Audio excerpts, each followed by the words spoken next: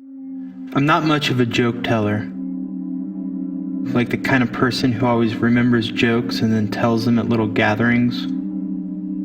In fact, I don't even know one joke to tell.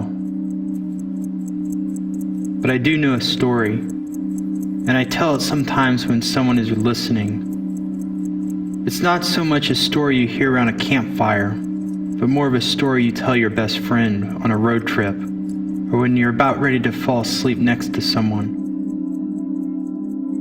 I don't know where it came from, and I don't really care anymore. In fact, I told it so many times that it keeps changing a little bit each time. I'm not even sure if it's the same story anymore. But I keep telling it. And I'm not sure how it begins.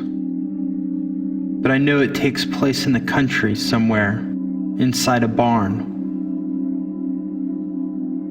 But it doesn't matter where exactly, or what part of the country it takes place. But what does matter is that a man has just lost his watch. It's cold, and it's getting dark, and he is in a barn full of hay and snow. And there is someone else with him, his son.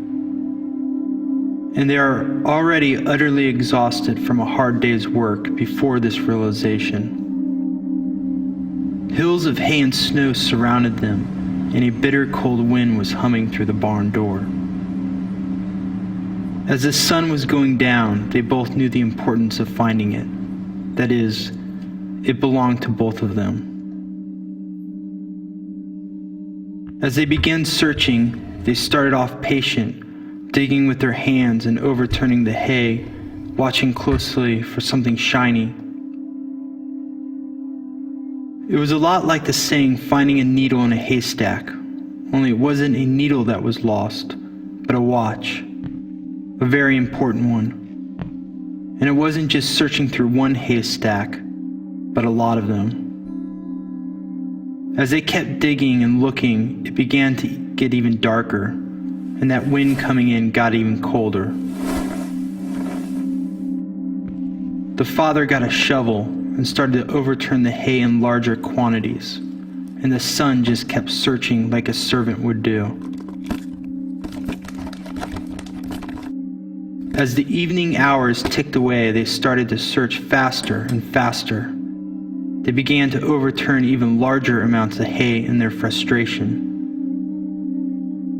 And even though it was so cold out, I think that they were sweating. As it was almost completely dark, they lost their hope. The father decided to give up and walk back to the house. But the son stayed behind, and the father was just too tired to question him. The father walked home like he was a crippled dog, and he looked as if, just in that day, he got a few years older. And he didn't even feel how cold it was. But he was only inside for a moment when the boy came in the house, without even closing the door behind him. And he was surprised when the boy held out the shiny watch in his hand. There was a moment of silence, and the father stuttered out, "How did you find this? How?"